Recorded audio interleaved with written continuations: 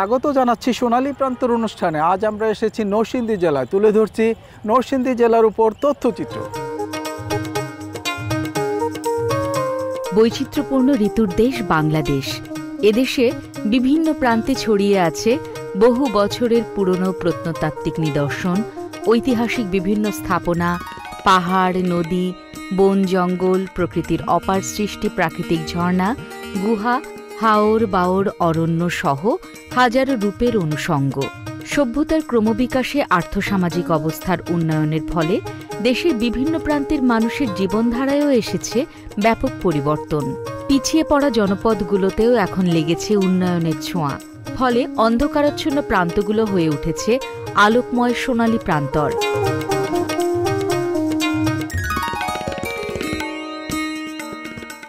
দর্শক, আমরা আছি নরসিংদী জেলার ঘোড়াশাল এলাকায়। এই ঘোড়াশাল নামকরণে রয়েছে চমৎকার ইতিহাস। সম্রাট আওরঙ্গজেবের সময় এই এলাকায় গোলাম মোহাম্মদ নামে একজন শক্তিশালী ব্যক্তি বসবাস করতেন টেকেরহাটে। সেই গোলাম মোহাম্মদকে সম্রাট আওরঙ্গজেব ঘোড়া এবং একটি শাল উপহার দেন। তখন মানুষ ঘোড়া এবং শাল দেখার জন্যে লোকজনকে জিজ্ঞেস করতো যে কোথায় আছে, কিভাবে আছে।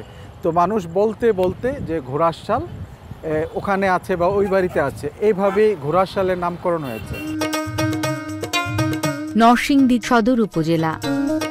ইতিহাসে পূর্বে এই অঞ্চলটি নরসিংহ নামক রাজার শাসনাধীন ছিল। ধারণা করা হয় পঞ্চদশ শতাব্দীর প্রথম দিকে প্রাচীন ব্রহ্মপুত্র নদের পশ্চিম তীরে রাজা নরসিংহ নরসিংহপুর নামে একটি ছোট নগর স্থাপন করেছিলেন।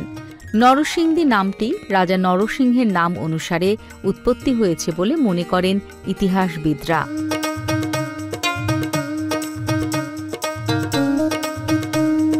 এই প্রতিষ্ঠানে শিক্ষা প্রকৌশল অধিদপ্তর একটি নান্দনিক চারতলা ভবন নির্মাণ করেছে।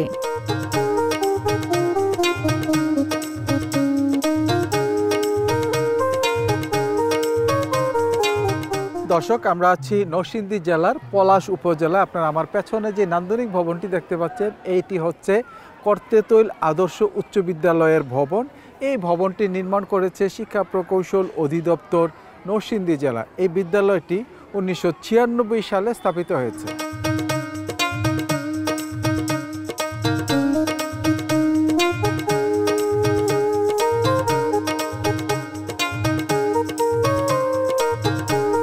দর্শক, আমরা আছি নরসিংদী জেলার পলাশ উপজেলার ঘোড়াশাল পৌরসভার করতৈল আদর্শ উচ্চ বিদ্যালয়ে। কথা বলছি অত্র বিদ্যালয়ের সম্মানিত প্রধান শিক্ষকের সাথে। ইঞ্জিনিয়ার মহোদয়কে অসংখ্য ধন্যবাদ। ওনার তত্ত্বাবধানে আমরা 4তলা বিল্ডিং পেয়েছি।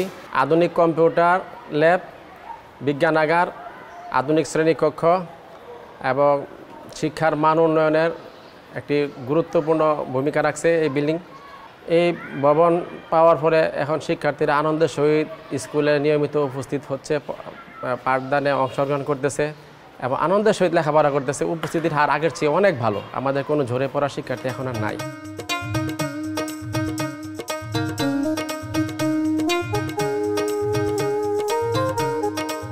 পড়াশোনার পাশাপাশি এই প্রতিষ্ঠানের শিক্ষার্থীরা সাংস্কৃতিক কর্মকাণ্ডেও এগিয়ে রয়েছে। ওরে বাংলাদেশের মেরে তুই এই লাহা দুই লাহা যাস।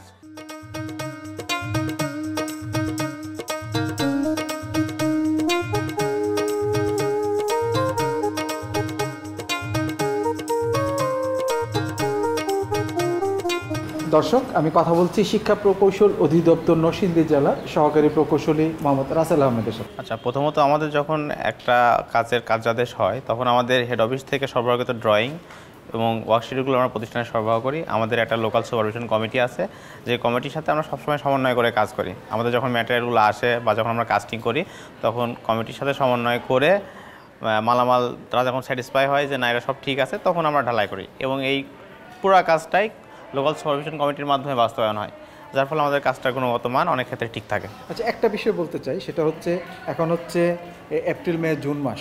হ্যাঁ, বাংলাদেশের নতুন একটা প্রাকৃতিক দুর্যোগ হচ্ছে বজ্রপাত। হ্যাঁ, এই বর্তমান সময়ে আপনার দেখা যায় প্রচুর অনেক বড় একটা বড় গ্রাম অথবা কয়েক কিলোমিটারের মধ্যে হঠাৎ করে আপনাদের এই বিশাল একটি ভবন। তো এই ভবনটা আপনারা কিভাবে রক্ষা করেন বজ্রপাত থেকে? আমাদের এখানে এই ভবনগুলা একই সাথে দৃষ্টিনন্দন, একই সাথে অনেক আধুনিক ভবন। এখানে প্রত্যেকটা ভবনের সাথে পর্যাপ্ত পরিমাণে লাইটিং অ্যারেস্টার আছে, যেটা বজ্র নিরোধক হিসেবে কাজ করে, এবং বজ্রপাত যদি কখনো ওই ভবনে হয় তাহলে ওইটা ডিরেক্ট ওইটা মাটিতে পাস করে দেবে, যার ফলে ভবন এবং ভবনে যারা থাকবে তাদের কোনো ক্ষতি হওয়ার সম্ভাবনা নাই।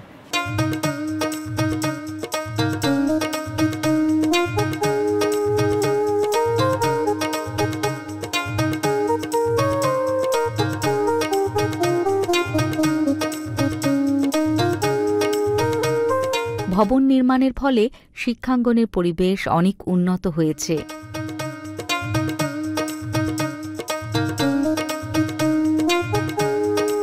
দর্শক, আমরা আছি নরসিংদী জেলার পলাশ উপজেলা। আপনারা আমার পেছনে যে নান্দনিক ভবনটি দেখতে পাচ্ছেন, এটি হচ্ছে চলনা দারুল উলুম ফাজিল মাদ্রাসা।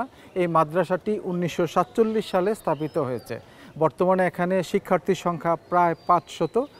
শিক্ষা প্রকৌশল অধিদপ্তর নরসিংদী জেলা এখানে একটি নান্দনিক ভবন নির্মাণ করেছে।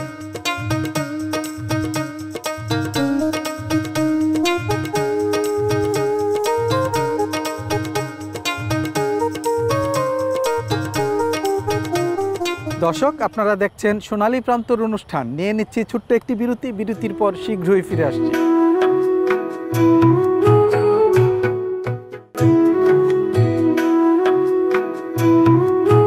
দর্শক, আমরা আছি নরসিংদী জেলার পলাশ উপজেলা চলনা দারুল উলুম ফাজিল মাদ্রাসা মাঠে। কথা বলছি অত্র মাদ্রাসার সম্মানিত অধ্যক্ষ জনাব সাইফুদ্দিন সাহেবের সাথে। শিক্ষা প্রকৌশল অধিদপ্তর থেকে, সরকার থেকে যে বিল্ডিংটি পেয়েছি, এই জন্য সরকারকে অসংখ্য ধন্যবাদ।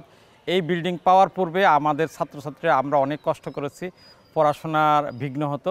সে প্রতিষ্ঠানটি বিল্ডিংটি পাওয়ার পর পড়াশোনার সুন্দর একটি পরিবেশ ফিরে এসেছে, নান্দনিক পরিবেশ ফিরে এসেছে, আমাদের ছাত্রছাত্রী বৃদ্ধি পেয়েছে এবং এলাকার মধ্যে একটা প্রতিষ্ঠানটা ইমেজ তৈরি হয়েছে, যে যার কারণে পড়াশোনা আগামী দিনগুলোতে আমাদের প্রতিষ্ঠানের পড়াশোনার গুণগত মান বৃদ্ধি পাবে।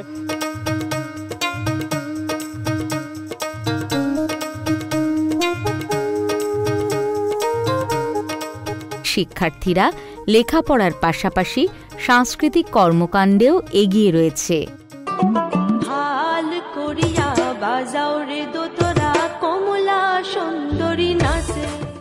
দর্শক, একটা সময় ছিল শিক্ষক বা গুরুজনদের দেখলে মাথা নত হয়ে আসতো, কিন্তু বর্তমান সময়ে সেই জিনিসটা যেন পুরো উল্টো। আমরা শিক্ষকদের মর্যাদা পুনরুদ্ধার চাই। চলুন শিক্ষকদের মর্যাদা নিয়ে একটি নাটিকা দেখে আসি। ওয়ালাইকুম আসসালাম। তোমরা সবাই কেমন আছো? আলহামদুলিল্লাহ, আমিও ভালো আছি। বসো। প্রিয় শিক্ষার্থীবৃন্দ, আজকে আমরা আমাদের পাঠ্য বইয়ের বাহিরে একটি বিষয় নিয়ে আলোচনা করব। তোমরা কি প্রস্তুত? জি ম্যাম, আমরা প্রস্তুত। তোমরা জীবনে কে কি হতে চাও? তোমাদের জীবনের লক্ষ্য কি? তোমরা আমাকে একে একে বলো। ম্যাম, আমি ডাক্তার হতে চাই। বসো। ম্যাম, আমি ব্যবসায়ী হতে চাই। বসো। ম্যাম, আমি ফ্রিল্যান্সার হতে চাই। বসো। ম্যাম, আমি রাজনীতিবিদ হতে চাই। ম্যাম, আমি ইঞ্জিনিয়ার হতে চাই। তোমাদের সবাইকে ধন্যবাদ। তোমাদের জবাব শুনে আমি সত্যি অনেক অবাক হলাম, কারণ তোমরা একজন ডাক্তার হতে চাইলে, একজন ব্যবসায়ী হতে চাইলে, একজন ফ্রিল্যান্সার হতে চাইলে, একজন রাজনীতিবিদ হতে চাইলে, কিন্তু কেউ শিক্ষক হতে চাইলে না। কেন তোমরা শিক্ষক হতে চাইলে না? এর কারণ কি তোমরা কি আমাকে বলবে? ম্যাম, আমার বাবা একজন এমপিওভুক্ত প্রতিষ্ঠানের শিক্ষক। একজন শিক্ষক যে কতটা মানবেতর হতে পারে তা আমি খুব ভালোভাবে জানি। আমার বাবা একজন মাধ্যমিক লেভেলের শিক্ষক, তার বেতন মাত্র 12,500 টাকা, অথচ আমাদের দেশে একজন অটো চালকের দৈনিক ইনকাম 800 থেকে 1000 টাকা, যা হিসাবান্তে মাসে দাঁড়ায় 30,000 টাকা। একজন শিক্ষককে 12,500 টাকা দিয়ে পরিবারের খরচ চালাতে হয়। বেতন পাওয়ার 15 দিন পূর্ব থেকেই বাবার ধার দেনা করে সংসার চালাতে হয়। রমজানের ঈদ, কোরবানির ঈদ আমাদের বিশেষ কোনো আগ্রহ নেই, কারণ কোরবানির ঈদের পশু কেনার জন্য বাবাকে অন্যের কাছ থেকে ধার কর্জ করে টাকা আনতে হয়। এসব লজ্জাজনক বিষয় বাবা কখনো কখনো পরিবারকেও জানান না। যাই হোক ম্যাম, আপনিও একজন শিক্ষক, বিষয়টি আপনিও জানেন, হয়তো লোক লজ্জায় আমাদের কাছে কখনো বিষয়টি শেয়ার করেননি। এজন্যই আমি শিক্ষকতা পেশায় প্রতি আগ্রহ নই। তোমাদের মতো মেধাবীরা যদি শিক্ষকতা পেশায় না আসো তবে অচিরেই আমাদের শিক্ষা ব্যবস্থা ধ্বংস হবে। আরেকটি দেশের শিক্ষা ধ্বংস মানে একটি জাতি ধ্বংস। তবে আফসোসের বিষয় হলো আমাদের শিক্ষা ধ্বংসের জন্য এদেশের শাসক শ্রেণীরাই দায়ী। তারা শিক্ষকের জীবনমান উন্নয়ন করছে না, অথচ পৃথিবীর অন্যান্য দেশে শিক্ষককে সর্বোচ্চ মর্যাদা দেওয়া হচ্ছে। একটা কথা মনে রাখবে, শিক্ষকদেরকে অনাহারে রেখে শিক্ষা বা জাতির উন্নয়ন কোনোদিনও সম্ভব হবে না। আশা করি বর্তমান ও ভবিষ্যতের শাসক গোষ্ঠীর শুভবোধ উদয় হবে আর শিক্ষাগত পেশার মান উন্নয়ন হবে। তাই তোমরা শিক্ষকতা পেশায় নিয়োজিত হবে, এই আশা রেখে আমি আমার আজকের ক্লাস শেষ করছি। আল্লাহ হাফেজ।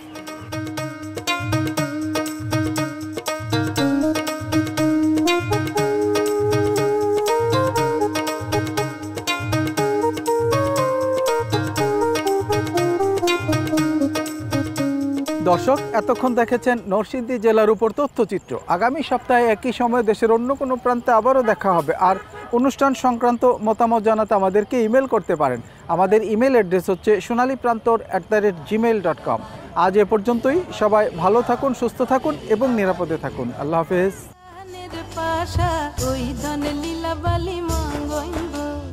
মাথার সীতা পাটি গায়ের ওড়না।